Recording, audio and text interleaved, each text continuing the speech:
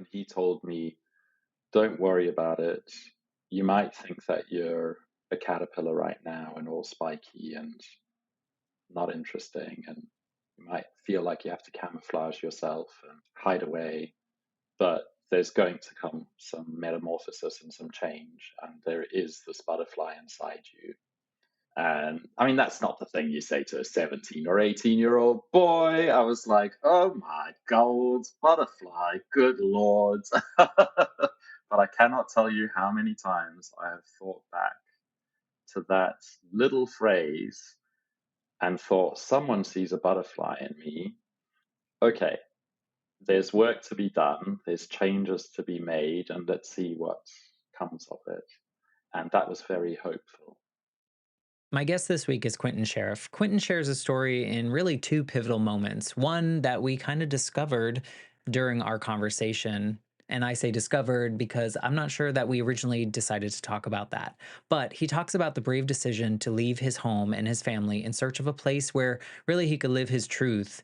And then another life shifting moment in his seventh grade class in which his teacher did some things that really showed him that his path forward was going to have to be different and he wanted to treat people differently. And since those moments, his journey has really taken him across 6 different countries. And each of these little places that he's landed has contributed to his unique perspective on life and adversity and his personal growth. Throughout the episode, Quinten candidly shares his experiences, from the challenges of growing up in a conservative Christian family to the liberating experience of embracing his identity and really living authentically. Quinten's journey is not just about geographical borders. It's a journey across the boundaries of self discovery, acceptance, and personal transformation. This is a conversation that will challenge you, enlighten you, and hopefully inspire you and remind you that all of us have the power of resilience, the courage it takes to be authentic, and the importance of the human connection in our lives. Before we get into this episode, I wanted to thank my Patreon members. Specifically, I want to shout out Tracy for sponsoring 2 episodes every single month. Tracy is my best friend, and we have been friends for a long time, and she has chosen to help support this show, and I am so grateful. She also listens every week. So, hello, Tracy. Also, want to thank all my other Patreon supporters. If you're interested in directly supporting the show, please head to patreon.com/the Life Shift podcast, and you can see all the different tiers that are there, and you can enter into the t-shirt giveaway. So, without further ado, here is my conversation with Quinten Sheriff. I'm Matt Gilhooly, and this is The Life Shift. Candid conversations about the pivotal moments that have changed lives forever.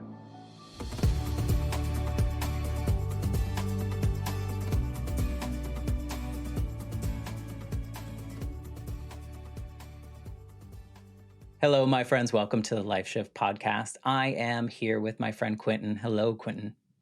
Hey, Matt, how are you doing today? I'm good. We had a little chat before. A little behind the scenes. This is early January that we're recording this, and this is the first recording that I've done of 2024. So welcome to whatever transpires. I had the pleasure of speaking with you and your co-host of your podcast a couple months ago or a month ago now. Can you tell us a little bit about the Connectors podcast? Because I love, promoting other podcasters while we're here early in the beginning of the story.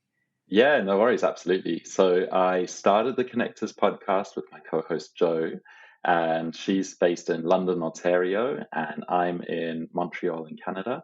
And we got together because we decided that the social disconnection, the social anxiety, all of the isolation and loneliness issues that we noticed during the pandemic really became exacerbated. And so we wanted to do something about that. So we've been collecting all these amazing guests who are great connectors in their own way. And we spoke with you because you're an amazing podcast host. And you've, like, as you said, you've already released 104 episodes, which is crazily productive and is just a testament at how good of a human connector you are. So we're trying to make a difference in our own little way.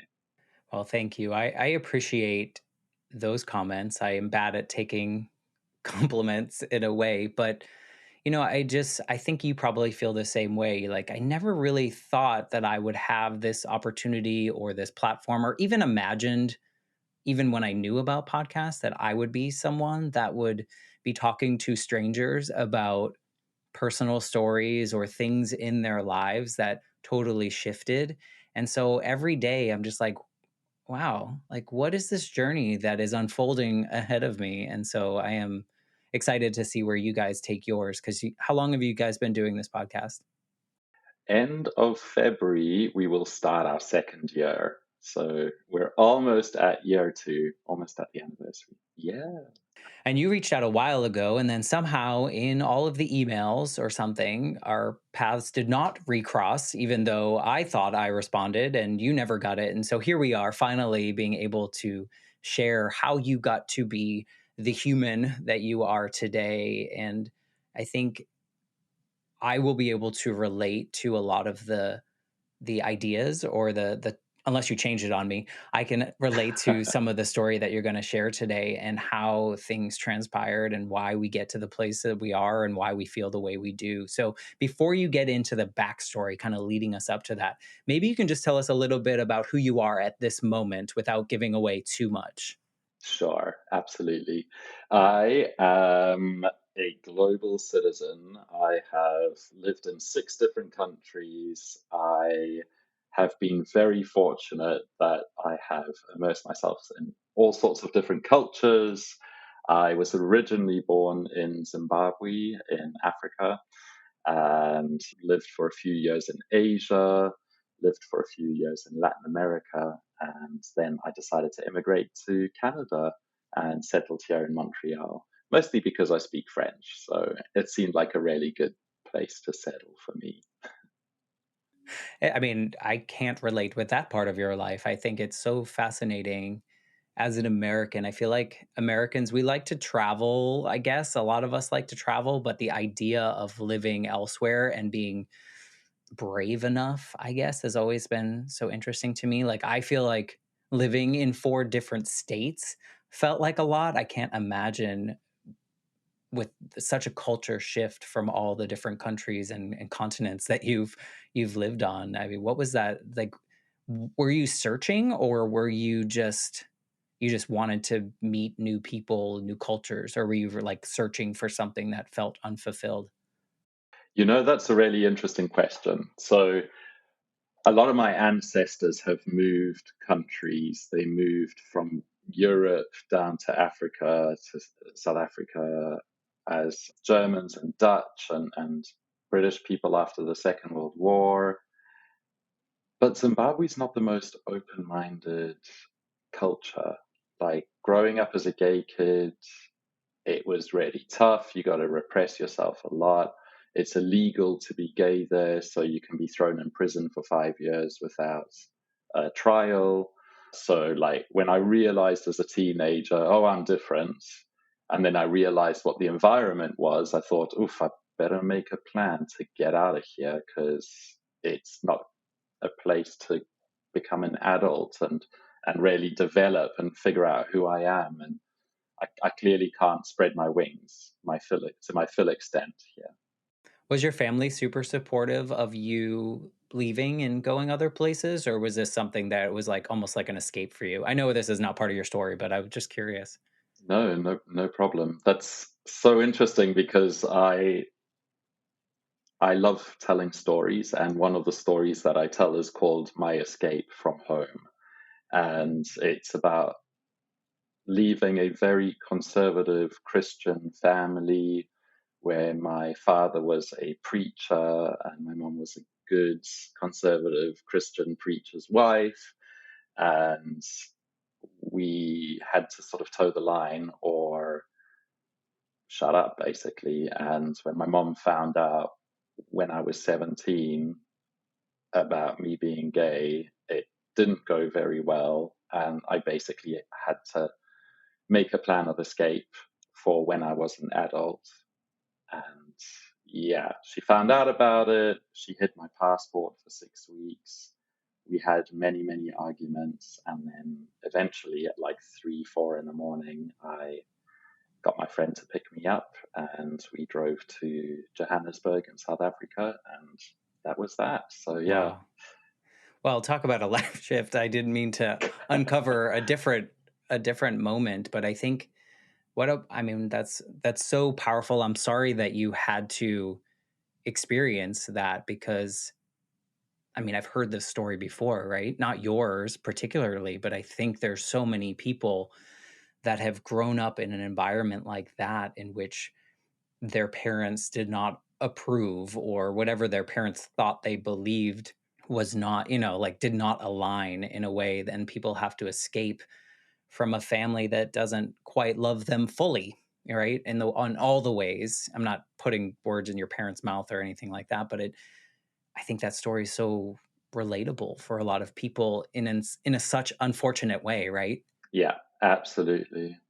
And it's not surprising because our cultures here in North America did come from quite repressed conservative Christian values in Europe, when you think of the people that migrated. So it doesn't surprise me that Canada has things like conversion therapy still in law. I think it's horrific, but yeah. It's fascinating. And we look back, or I look at you and assume, looking back at that moment, do you ever look back and go, well, look what it opened up for me in the fact that like this horrible escape and these things, and then I got to experience all these cultures and come to meet all these people and maybe hopefully find full embracement of who you are and what you like to do. So I hope you're able to look back at that moment as some kind of escape that is freeing in some way. Yeah, absolutely. It was like opening a Pandora's box, but instead of all of the bad things flying out, it was like, as you said, like this big flowering and a sort of rejuvenation and the way to really grow and develop and see what worked and what didn't work and in different cultures. I think they should do a long-term study of children of preachers and priests and not priests, but you know what I'm saying, pastors and preachers and Yeah, whatnot, and see what the commonalities are of some of these people that maybe have escaped their parents' experiences and the way that they look at things. So I'm sorry that you had to go through that. I hope the journey to finding you and finding this comfortable space is one that you can look back on with some kind of fondness and feel like you can live in your truth wherever you are now. yeah. I think that a large part of it was just understanding that, in the situation that I was in, I was sort of powerless and had to just sort of go along with it until I became an adult, until I figured out, oh, I can do this, I can do that. This is the way that I can empower myself. And I've done a fair amount of work of looking back at young Quinten and saying, it's okay, like, don't worry, you can grieve that part of you. It wasn't a great time. And by going over these memories and thinking about it in an almost ritualistic way, like certain dates in the year, for example, make me think about certain things. And this helps in certain ways. Every year I notice a slight difference.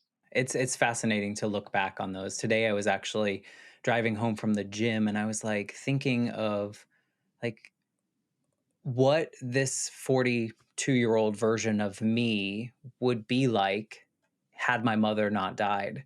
And like all the people that I know now, I don't think I would know. And it's like amazing to think about how one moment can really open things up, change things, and that's I mean that's what the life shift is all about. It's this trying to find these little things and thinking, okay, if something went a little bit different that way, what would happen? And when we originally started talking about you coming on the show, we didn't talk about any of these things. This was just a little bonus piece of how you got to be who you are, and happy to talk about that. But I don't know, maybe you want to kind of lead us up to what you originally want to talk about, or we can talk about the other thing. I mean, whatever you're feeling like today, I think it's important because either story people are going to relate to, people are going to feel an understanding to, but this is your platform. So this is where you get to decide the direction that we go.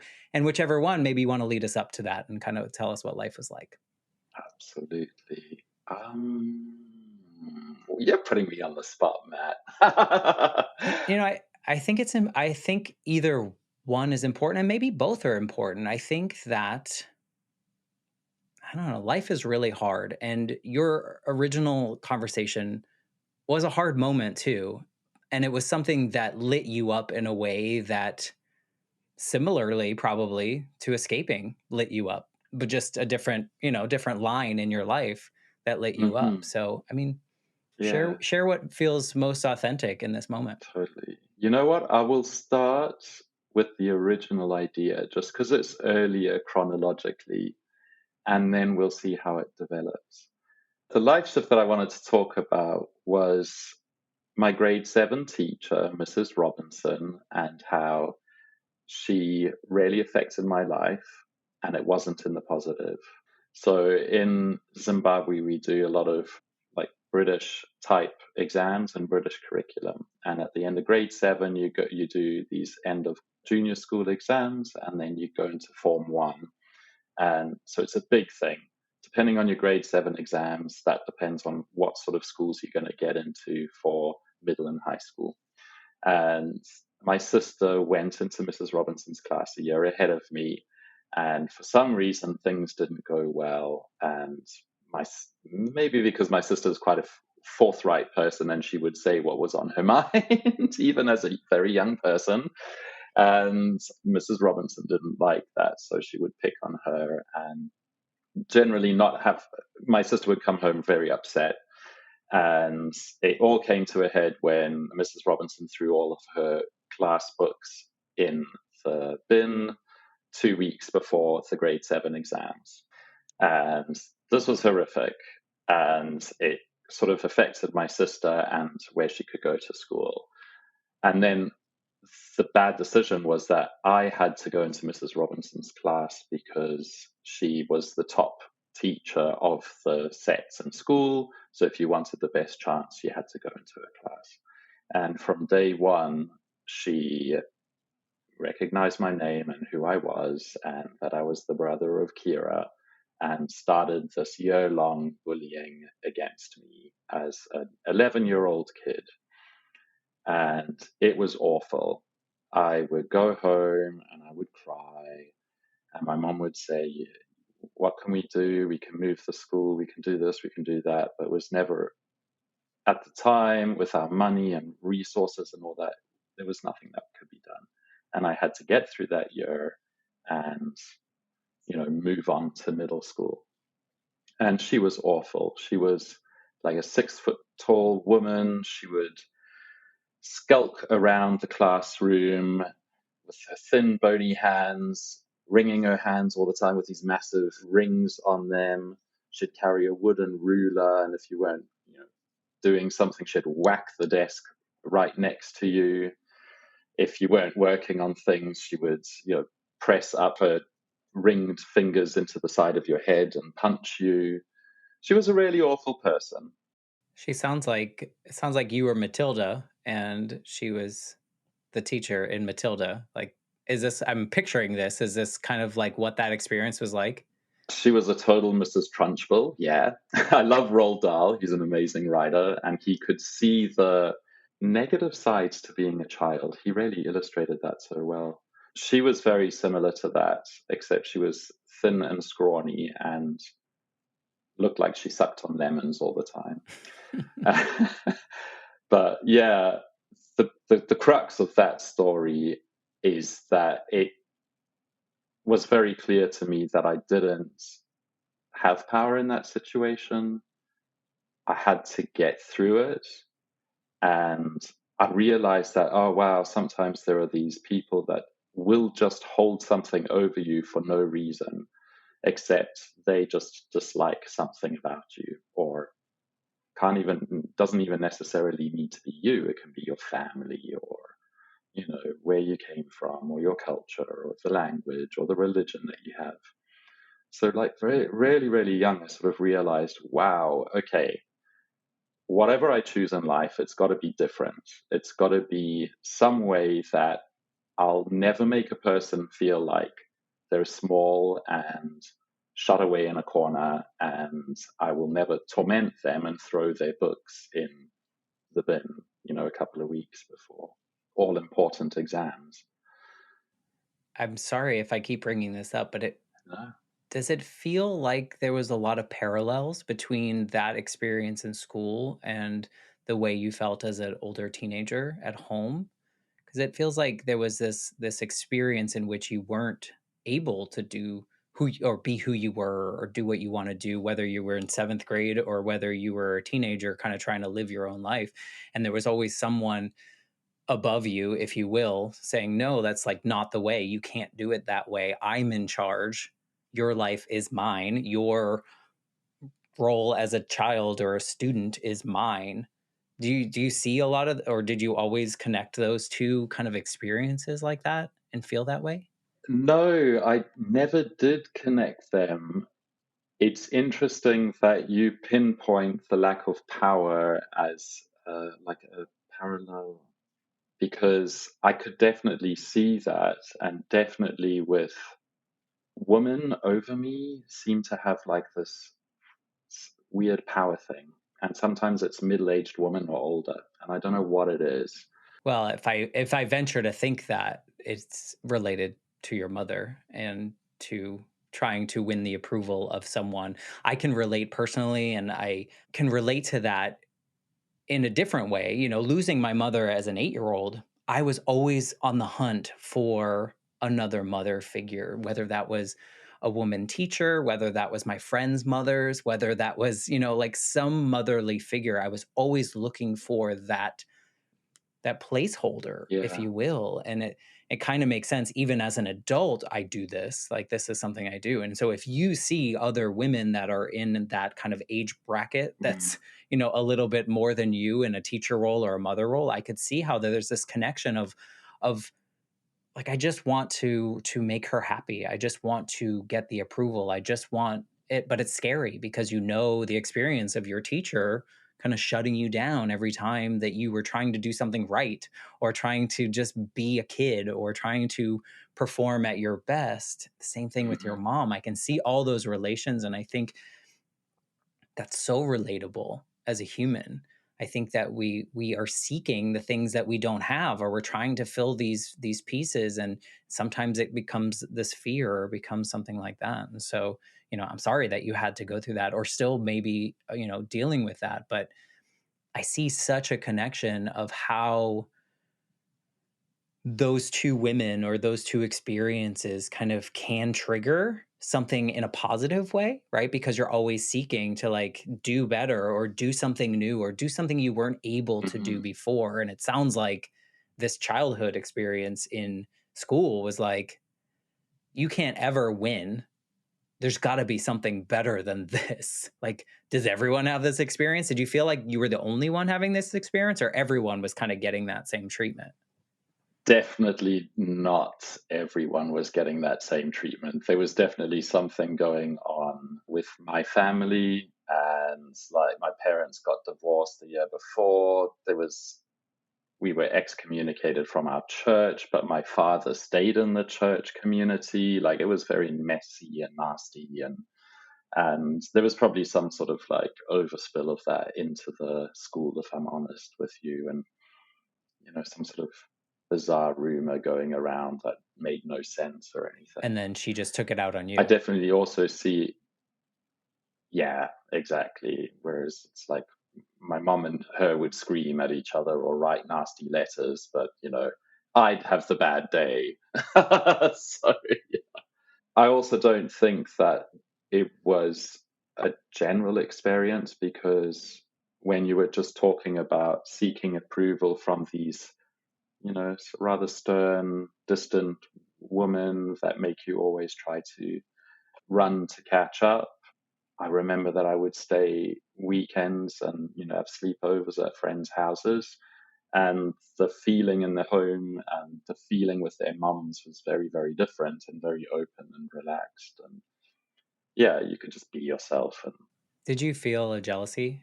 yeah, definitely, definitely. Yeah, I've spoken. I can relate to that. Yeah, totally. I spoke to one of my best friends about it in December, because I would go and hang out with him a lot, and his brothers and his mom and dad. And yeah, it was a very different sort of Saturday and Sunday were great. You like long for that.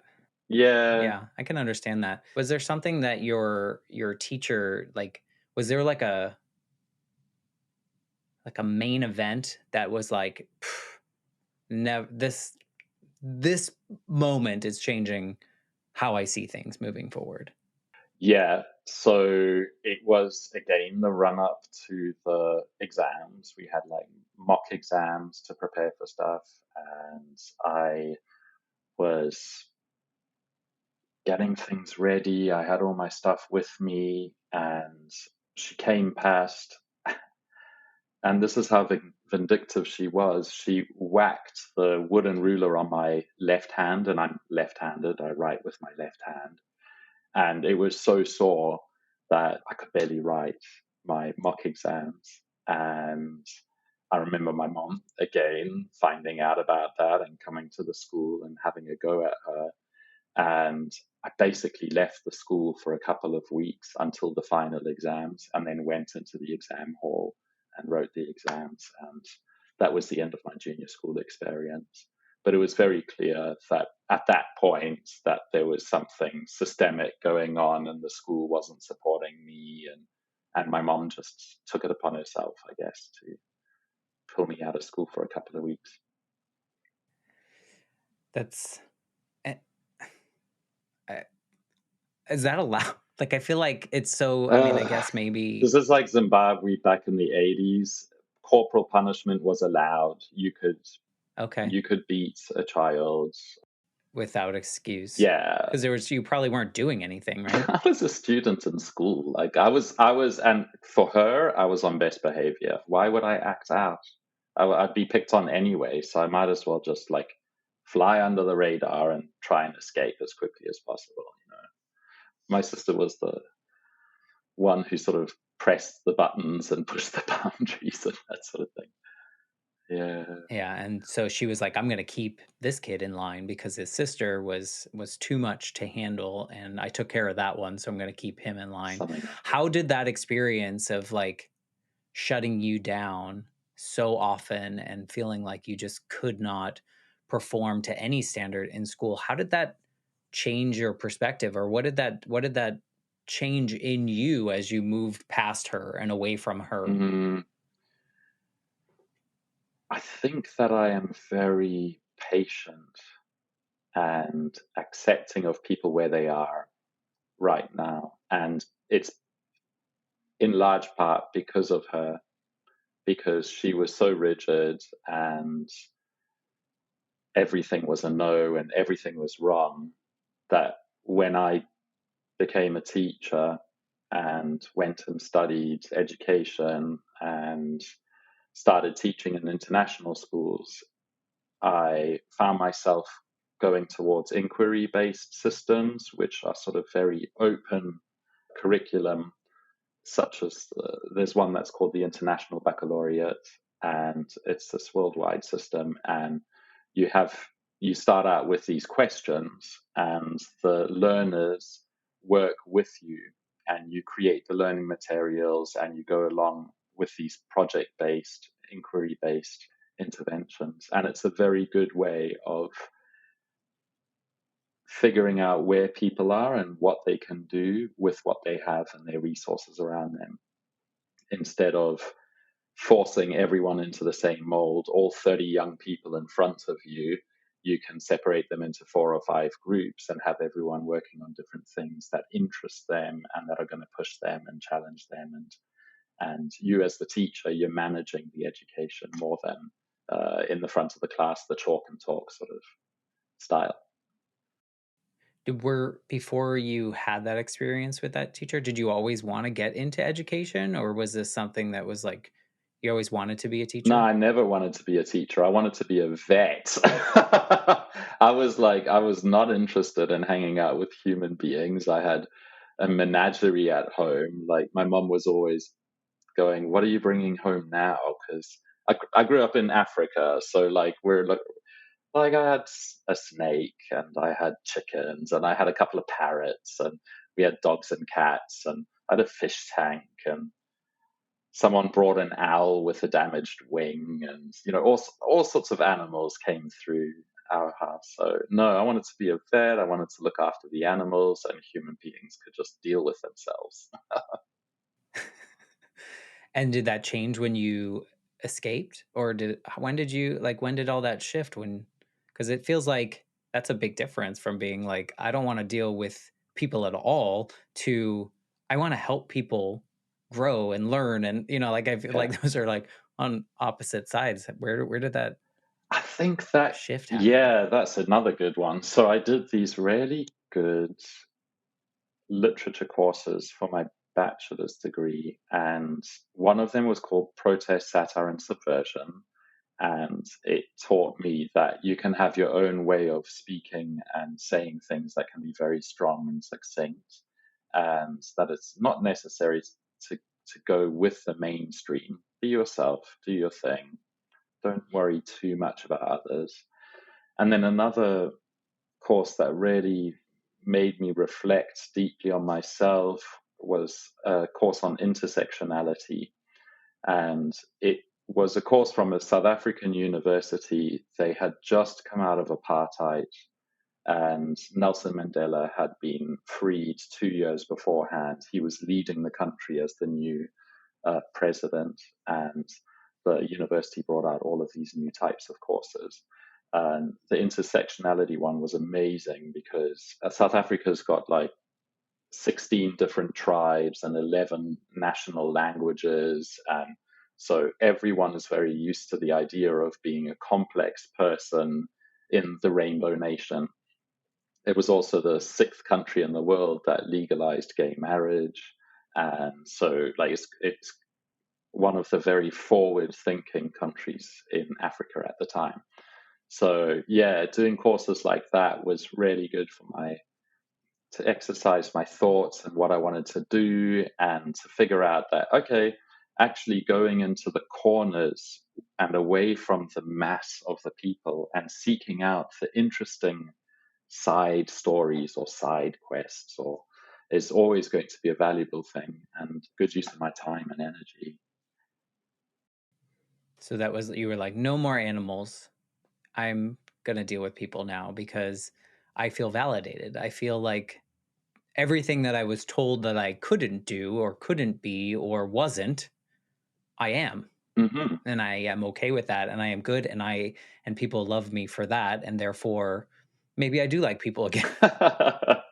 Yeah, I did have to go through the second escape to get to that point, and maybe that's, yeah. So I said at the beginning of the conversation how I grew up in a really conservative family, and my parents divorced when I was 9, and when I was 17, my mom found out that I was gay, and she sent me to conversion therapy, which, if listeners don't know, it means that you go every week or very often to a Christian counselor, and they will go through the Bible and Bible verses, and you have to write down your thoughts and your feelings in a daily journal about how you feel about certain things in relation to the Bible and these quotes that they keep pushing on you. And my mom said that if you don't want to go for conversion therapy, that's right, that's fine. You can pack your bags and you can leave. And I was 17. I was a minor. I didn't have a choice. So I stayed. I went through it for 2 years until I was strong enough, and by that point, over 18. And I could say to her, look, you're the person who needs the mental health counseling. I'm actually okay. I've figured out that there's gazillions of us out there, and I'm not this despicable creature that needs to, you know, aim for purity and cut out every interesting, different little part of myself just to conform to some sheepish ideal that's absolutely impossible in any case. My mom didn't take that very well. And that's when I started like staying at other friends' houses a bit more and sort of becoming a young adult. And I started dating this guy, and things were going well. between him and I. And as the situation in Zimbabwe was getting worse, economically and politically, with Robert Mugabe, he was a president who was more of a dictator than a president. He was in power for 37 years. So, like during all of this time, my partner at the time, he was like, okay, I've got South African citizenship. I'm going to move down to Johannesburg and move my business and my office and everything. Do you want to come with and transfer your university studies and finish university in South Africa? So I was like, oh my God, yeah, this is my opportunity. Thanks. Let's go. Let's do it. So processed everything, transferred myself over, found myself a college in South Africa. And then my mom found out, and through something that was posted to me, and she opened my mail and freaked out. And suddenly I couldn't find some of my documents, including my passport. And obviously I had to put plans on hold, and spoke to my partner, and he stuck around, and like I would have to literally wait for her to leave the house. She worked from home. She was a beauty therapist, so she was always in one wing of the house, and I'd have to wait for her to go out and go to the groceries or the pharmacy or something. And I started meticulously searching the house one room at a time, and finally found it in the attic, and got hold of the guy I was dating, and I was like, okay, I got the passport, come pick it up, come pick up a suitcase of clothes. And I got some stuff out, and then we organized a day and a time. And my alarm woke me at 3 a.m, and I had to sneak out of the house, and we had sort of like security gates and things. And my mom heard, Wow. and she came out and started causing a huge scene in the garden. Wow. It's like a movie. It's like a an Crazy. escape movie, and that you can't imagine. And I'm sorry that you had to deal with this with your family, because around you in your country they were already like, no, this is illegal, you can't be who you are, and what you want to do in your life, you have to conform to our rules. But also now at home, you also must be exactly like I tell you to be. But I tell you you must leave, but when you go to leave you can't leave, because it's not under her permission. It's not her rule, right? Yeah, exactly. And at that So point, did you get out though? yeah, I was 18. I had my passport. I was enrolled in this college. My boyfriend picked me up outside the gate. Like, we were screaming at each other. I saw the car lights swing round and shine under the gate, and I just ran for it and jumped in the car. And I just said to him, drive, drive, drive. And he started driving off, and my mom ran out into the road, and I could sort of see her running behind the car. And by that time, we'd turned the corner, and we were on our 11-hour journey down to the South African border. And then I didn't speak with her for many, many, many months. Yeah, I gave some information to my sister so that my sister knew I was okay and all that sort of stuff, but cut contact for 2 years. Did you feel like you were kind of saving yourself? I absolutely was saving myself because, yeah, by the time I'd done 2 years of conversion therapy, my mind was a little bit messed up about who I was and Yeah. what was okay and what wasn't okay. I was not kind to myself in many, many, many ways. I was harmful to myself. I think that's understandable. I mean, I think that if you're going through, I mean, that's, as much as they like to call it conversion therapy, I think it's more traumatic and more trauma based, that they're trying to inflict trauma on you in particular there. And this escape is so drastic, right? I think for a lot of us listening, you're like, you had to essentially cut ties with your family, with your bloodline, like, so that you could be safe, so that you could be the person that you wanted to be in that moment in life. And that's a really big, hard decision. And kudos to you for putting yourself first and putting, your life above others. Because I think that sometimes we get so selfless and we do things for other people. So it's really commendable that you had to force yourself through this extra trauma to get to a place in which you could feel like you. Was it, how long did it take for you to get to a place in which you felt like you could breathe, like you could just exist and not feel like you have Miss Trunchbull or whatever her name is, or Miss Robinson, which is my family name, Okay. or my mom's family's name. Right. I don't think it was that part of that family. But, how long did it take to get to a place where you didn't feel like you were looking over this shoulder for your teacher or this shoulder for your mom, but just were kind of existing in a space that was comfortable? I'd have to say it took a good 4 or 5 years after that, because even in South Africa, there were echoes of this conservatism and this nationalism, like I remark sometimes with my friends here in North America about how pride festivals and pride months are celebratory and show a really nice kaleidoscope of colors and different cultures under the LGBT spectrum. But when I was in Johannesburg, it was, I think, the second pride that South Africa had ever held. And there were a few thousand LGBT, and there were like tens of thousands of Christians behind metal barricades, and then a line of police, and then there were us marching. And it was a very protest filled, no, we're here, we're insisting that we're a part of you all, and now we're written into the Constitution. Gay marriage is written into this. We have equal rights, and we will work for this.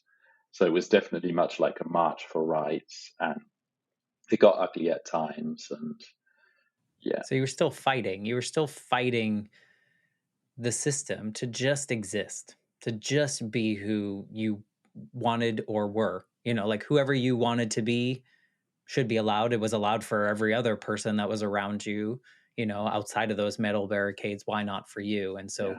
years of that. And did that lead to you wanting to go to other places? Like maybe that next place would be more home, or Asia would be more home, or Latin America would be more home, and then finally Canada. Like, is that why you jumped, kind of feeling like, where do I go? Yeah, for sure. That was a large part of the excitement to explore, and it gave me the energy to go through these big changes, because it's a lot. Like as you say, moving from state to state is already enough, and that's within one country. Like I actually think of the US as 50 different countries, because every state is massive and in its own way is interesting and different, but governed by one language and one la la la la. But yeah, definitely wanted to travel and see different things. But that was 50%, because the other 50% was okay, well, I'm in exile, rarely. I can't go home to my home country for various reasons. Maybe I haven't been singled out by the government now because I'm a journalist or whatever and I'm writing against the government. But in some time, I will be on some government list. So I might as well get out now and stay away. So you say like 50% of it was just trying to find home, but like, is there a home to you? Like, where do you feel home, Mm. or do you? I mean, It's such a toughie. I feel home when I'm in the present moment, meditating, just connecting with whatever's around me, feeling who I am and my emotions and whatever I'm going through at that time. and you're able to do that now. I'm able to do that now.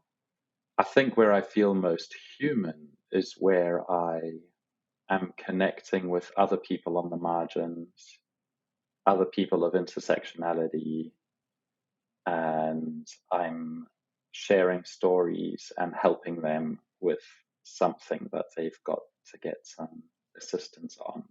And that answers the call of my purpose and how I feel very good working with people. So home isn't a place. I think a lot of us assign home to a place, but for you, it's more of a situation. It's not a location, but a space, Mm-hmm. if you will, around people. It's me, myself, connecting with myself, or it's a shared meaning, connecting with others. And when you see yourself in their eyes and they see themselves in your eyes, even though we're from vastly different areas and stories, etc. If we can connect on these shared moments, uh, that feels very natural to me and very special.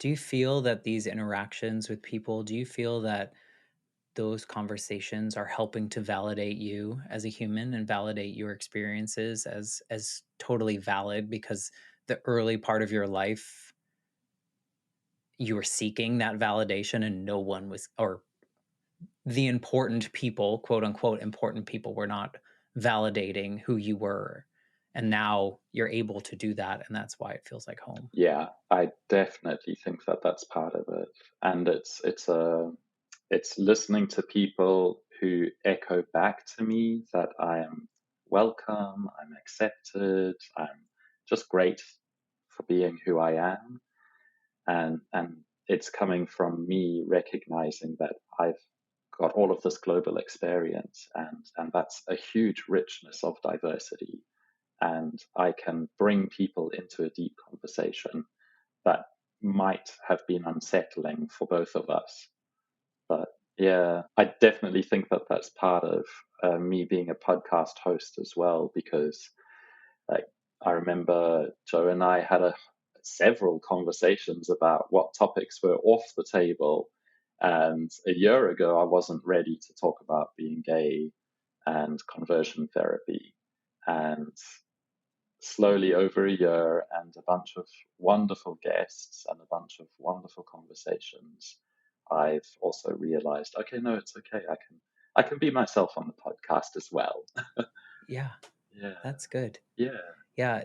How long did it take in your journey, or like at what point in your journey did you believe the people around you when they said you were welcome in their space, when you were part of them, or they saw themselves reflected in you? Because I could imagine that like our natural like human instinct is to like protect ourselves, and after so much fear-based experiences that you had, I did you have any of that experience where you just, I don't know if I believe you yet, kind of moments with people and connecting with them? Did that, was that something that you experienced? I did have those hesitant moments, and in retrospect, I think it was a lot of me putting my arms out and keeping a distance. And this is, Safety. yeah, it's a safety thing. It's okay. I accept it. I still do it. I just am more aware and I tell people about it now. And I'm like, oh, you might see this and this and this, but don't worry. And just, it's just me doing stuff. I think it's important. I think it I is. think that it's important. I think sharing that, like, here's my trauma, not be like, here's my trauma, but like, here's my trauma. Like, this is how I exist in the world, and here's why. Here are the reasons that I do the things that I do because of all the experiences that I have. It makes us such a layered, interesting humans, despite the terrible experiences that we may have gone through, you know? And so kudos to you for being open about that to them, because I think that's super important, probably for your relationships with the people around you. Definitely for the close relationships, yeah. But there was also like Yeah, I mean, I don't go to the supermarket and tell start them, but you blabbing, know, and yeah, we're not influencers yet. yeah. But definitely, I don't want to be a trauma-based oh influencer. God, can you imagine? You get in trouble quick. I think definitely there was an external side as well, that like when I was living in Thailand, it was just such a different, open community and environment that it was very surprising. I had the students in my class, openly asking me, "Oh, well, do you date a man or a woman? Oh, you date a man. What's his name? Oh, he's Thai. Oh my God, you got to bring him to the next concert." And then I didn't bring him to the next concert for whatever reason, and they were like, "You said you'd bring him. Come on." So then he came to the next concert, and everyone was super happy, and everyone treated us as partners. And like, that was crazy validation that you don't get in many schools ever.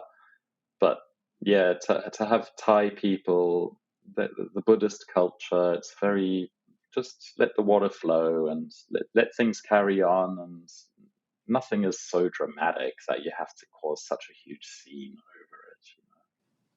But also, like, we're all human, and like we're just trying to live our lives in the way that feels most authentic to ourselves. And so if I'm going to extend my grace to so and so across the street for what they do, then why can't we get, like, it just, we're all just trying to do the best we can.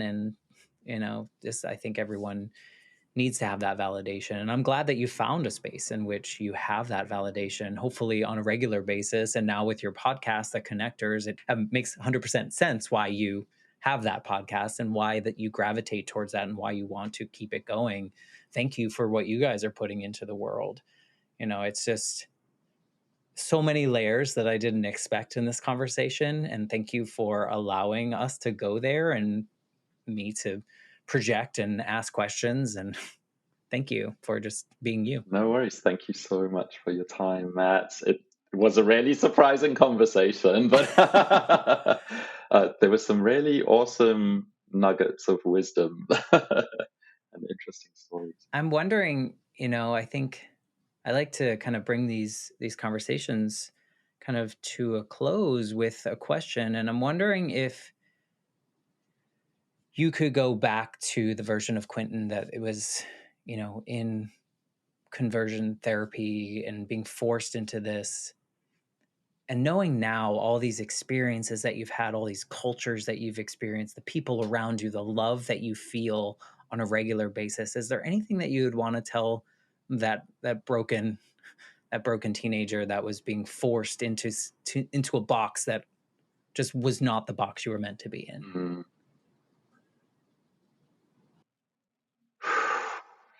This brings up a whole bunch of other stories, but I was very fortunate to have two older male mentors in my life, and one of them was a gay priest, Roman Catholic priest. And he told me, "Don't worry about it. You might think that you're a caterpillar right now and all spiky and not interesting, and you might feel like you have to camouflage yourself and hide away, but there's going to come some metamorphosis and some change, and there is this butterfly inside you." And I mean, that's not the thing you say to a 17 or 18-year-old boy. I was like, "Oh my gold butterfly, good Lord." But I cannot tell you how many times I have thought back to that Yeah. little phrase and thought, someone sees a butterfly in me. Okay, there's work to be done, there's changes to be made, and let's see what comes of it. And that was very hopeful.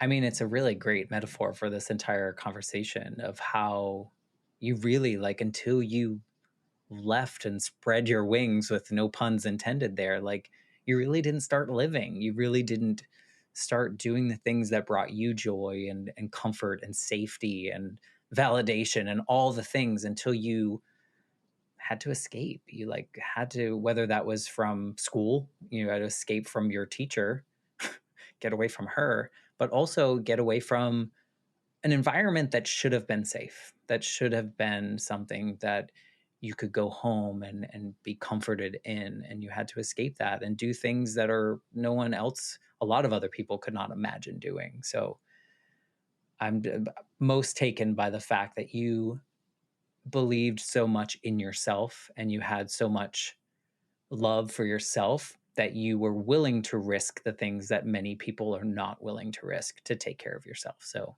thank you for that inspiration. Thank you, Matt, and thank you so much for the time to share my story with you today on the life shift.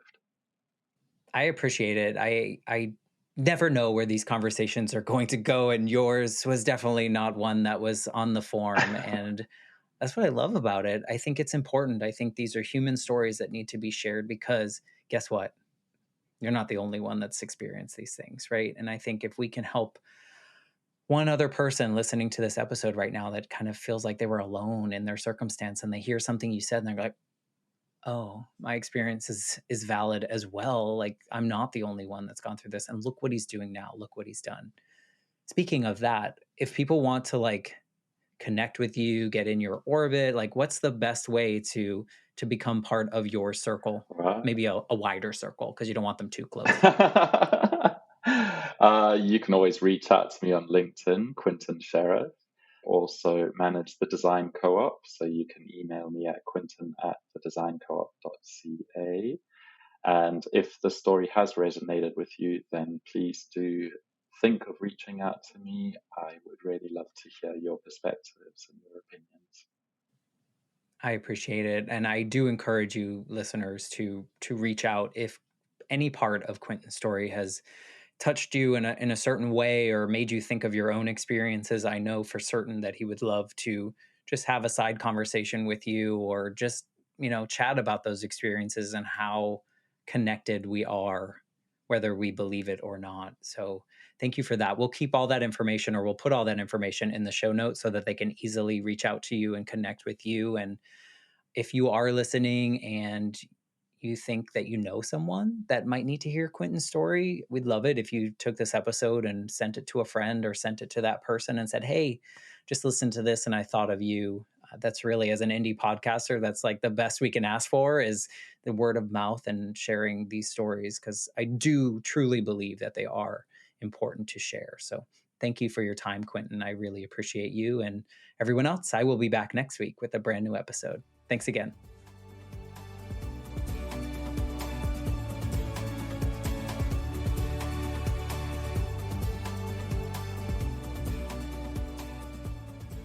For more information, please visit www.thelifeshiftpodcast.com.